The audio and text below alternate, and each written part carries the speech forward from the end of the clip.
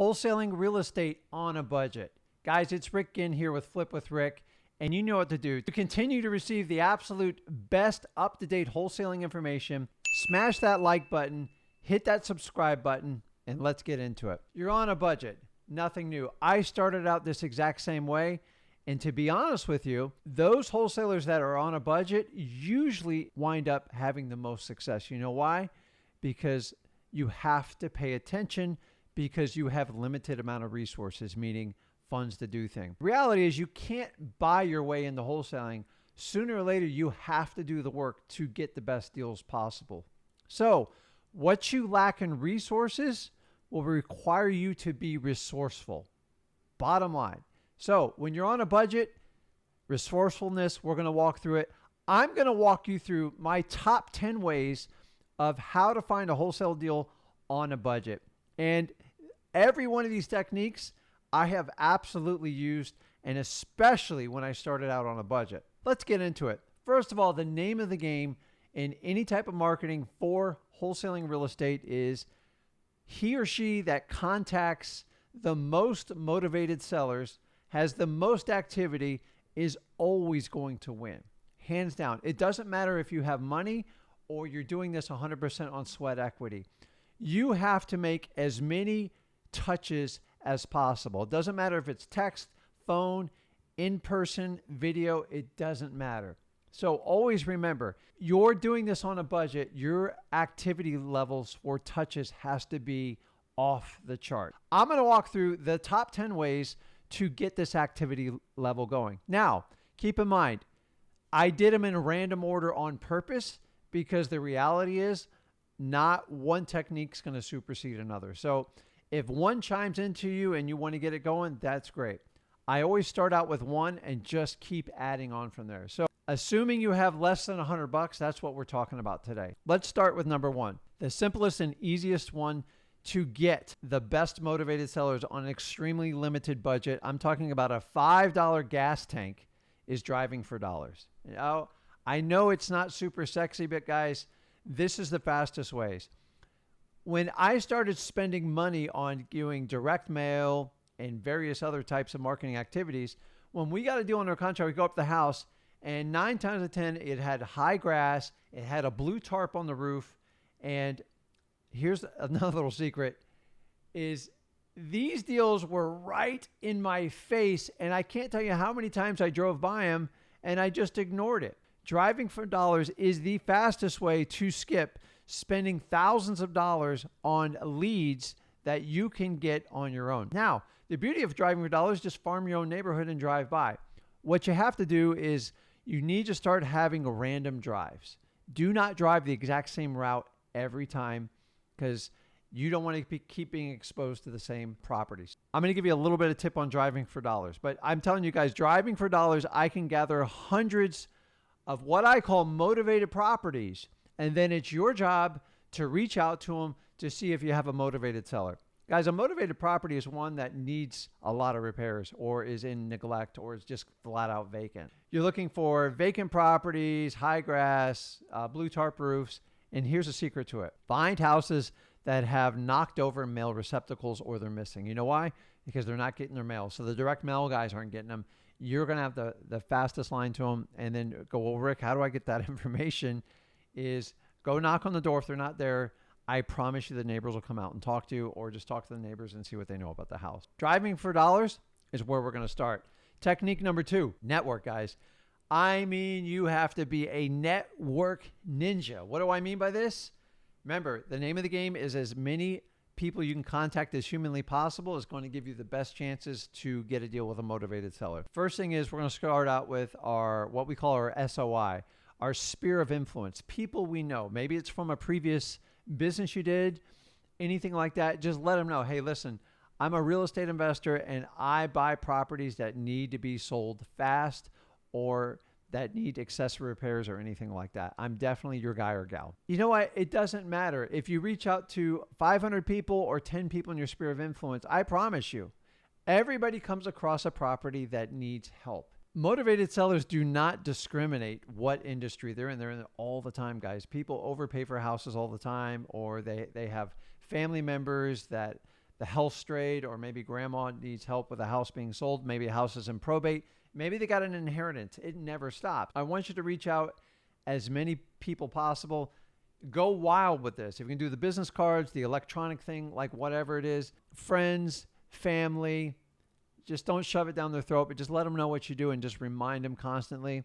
The next thing I want you to do is go to RIAs, go to these physical meetings and network like crazy. Yes, I get it. Very few motivated sellers there, but they will point you in the right direction of where to reach out, especially if you're new to the game. It's so helpful when you can reach out to other people that are trying to do the exact same thing as you, so you can get some exact direction in your local market. The other one is any types of forums, Facebook group. Use the Wholesaling Houses for Real. There's a great community here and you guys all connect. And don't disregard social media. However you can use social media to announce your word. I'm not telling you to do paid ads. You can go out and do it on your own. Like you can post on your feed, whatever groups, and let people know what you do. Number 3, Facebook Marketplace. That's right. I said Facebook Marketplace. Go on Facebook Marketplace and look at all the properties being sold. Guys, this is becoming a bigger and a bigger trend. There is a lot of activity on Facebook Marketplace. Guys, it's just a numbers game. Reach out to these people, talk to them, see what's going on with them. Listen, I get all you need is one, and that's all I'm trying to do it. And honestly, it's free, so why not use it? So to add to the Facebook Marketplace, you can do Zillow, you can do Craigslist, really anything online that you can grab your hands and wrap around it. FSBOs are great too. If you can find anybody that gives you a list of FSBOs through the internet, just go for it. I'd tell you the newspaper, but now I'm showing you my age. I just don't think there's much stuff printed in the newspaper. Why not give it a shot? Remember, it's about being resourceful. Number 4, specialty list. Specialty list that you can get usually for free, or sometimes they're 10 or 20 bucks to have somebody process them for you. What do I mean by specialty list? Any type of list that you can get. Code violations, tax delinquencies, water shutoffs. Like there's vacant lists that you can get if you have a listrei.com account through PropStream. Part of your monthly subscription, so just go ahead and harvest that list. Shoot, drive by them, add them to your driving for dollars, cold call them, skip trace them, whatever you got to do. Guys, he or she who has the most activity is going to win in this game. Number 5, bird dogs. This is a big one. Guys, I'm just going to keep this really simple.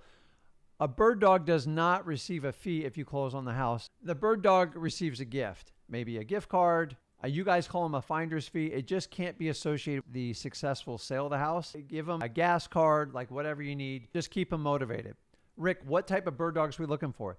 You want to know the absolute best bird dog in the world? It's a bartender. Hands down, they know everyone's problem. Everybody leads it out on the bar. I'm telling you, bartenders have so much information on what's going on, and they usually meet people that are struggling that are typically going to be motivated sellers. Other types of bird dogs, contractors. I used to tell you mailmen, just be careful about it. Firemen, they tell you the latest house that burned down. Guys, be resourceful when it comes to this. Bird dogs are everywhere. You just got to find a way to connect with them, tell them what you're looking for, and find a way to take care of them. Number 6, this one's often overlooked, title companies. Reach out to every title company you can in your local market that you do business with and let them know what you do. And more importantly is try to get a relationship with them. They know who's doing deals, who's not doing deals. They know which realtors are struggling to close a deal. There's so much information. A lot of title companies will lead you to probate lawyers. They'll lead you to probate deals. I've gotten so many deals from the title companies I've done over the years, and it's usually like, hey, Rick, Susie just had a deal fall apart. This is her 3rd buyer. Like, the seller needs it sold like right away. Can you help them out? I remember you said you do something like that. It's simple as that, guys. Number 7, court-appointed leads. Guys, do not overlook these. They're usually free. Divorces, probate, evictions, pre-foreclosures, liens and judgments. Guys, all this is in your local courthouse. Go harvest that information and get on it. It's free. We're talking about being resourceful and getting motivated sellers on a budget. Go to your local courthouse. I'm telling you, it's loaded with motivated sellers. Number 8, often overlooked but never forgotten, is realtors. Understanding that realtors are in control of 95% of the market, so go ahead and access that information. Let realtors know exactly what you're looking for. And here's a little trick with realtors. I try to find either the brand new ones, because they're young, hungry and they're ready to go. They're not always young, but it doesn't matter. Or I find the seasoned realtor that just kind of wants to sit back, enjoys the whole investment thing with cash, and it intrigues them, but they don't want to do it, so they want to work with you. And a little trick to them is just paying both sides on the commissions, and they're usually very, very happy. And by the way, I only need them to contact me 2, 3, 4 times a year. If you have them give you every deal, they're going to burn out in the first month and you'll never hear from them again. So just tell them, listen, you ever have someone that just needs to sell fast, or you need a cash deal, or like a really rundown property? I'll pay you on both sides of the commission. I'll make sure I make you look like the hero. It's that simple with realtors, guys. Number 9, I'm going to let you in on a little secret I learned years ago in my local market. Garage sales are golden. Garage sales are people that are motivated and ready to go. Now, when you go to the garage sale, understand a lot of times it's the tenants, and you can use that information to get the owner of the property, and the tenant will give you all the information, what's wrong with the house, and then just reach out. 9 times out of 10 on a garage sale, either the landlord doesn't know they're moving out, so you're going to kind of shock them with the information. Number 2, why not? There's a vacancy. The property is usually in rough shape. It is the perfect time to strike and get a motivated seller. Landlords typically want to sell when there's a turnover in tenants, and that's your perfect opportunity to garage sale. Stop looking at the stuff in the garage sale, guys, and start looking at the real estate. It makes a tremendous difference. And all your garage sales are online. There's Facebook spots for it. Just find all your garage sales and you can add it to your driving for dollars list on Saturday. And number 10, because it works, is you need to network with all your local wholesalers. You know why? Because when I started out, probably I did 30 or 40 deals with wholesalers that worked in my area. And we just found ways, like sometimes they would have a buyer for this, I would have a buyer for that, and we worked it out. And sometimes someone was really good with short sales. The bottom line is you'll learn a lot of information, you'll learn the market better, and you'll learn who the players are. And you know what? If you stay in contact with them, you might be able to work out a deal and partner up on them. Guys, do not forget your local wholesalers. I know times have changed with it, but if you just take the time to get to know the real wholesalers, the ones that are in the business full time, they'll respect you more and they're more willing to work with you on a deal, or even step away from a deal that they know that you're engaged with because they respect you and know you. Network with your local wholesalers, guys. There's no reason. There's plenty of deals out there. There's no reason you can't work together. Remember the rules here. When you're wholesaling real estate on a budget, he or she that makes the most contacts will win this game, hands down, every time. If you just reach out to 5 or 10 people, you are going to struggle when you're on a budget. You need to make up for it. And remember, what you lack in experience and capital, you can make up for in resourcefulness. Your energy level has to just explode when you do this. So the more energy you can put and the more budget conscious you are, means you're going to pay attention, and failure is not an option. And there's no reason you can't do a wholesale deal on a budget. Once you get your first few deals, you can start setting money aside for marketing, and you can up the activity level even more. But guys, I started on a budget. There's no reason you can't. You tell me in the comments below what you think. If you think you can wholesale real estate on a budget, because I'm telling you, I did it and it has made a profound effect on me, actually approaching 20 years of wholesaling real estate. And because I paid attention in the beginning and I made it work, I knew I was going to stick it out. And I knew what it was like not to have money to do wholesaling. And I still acted like this day.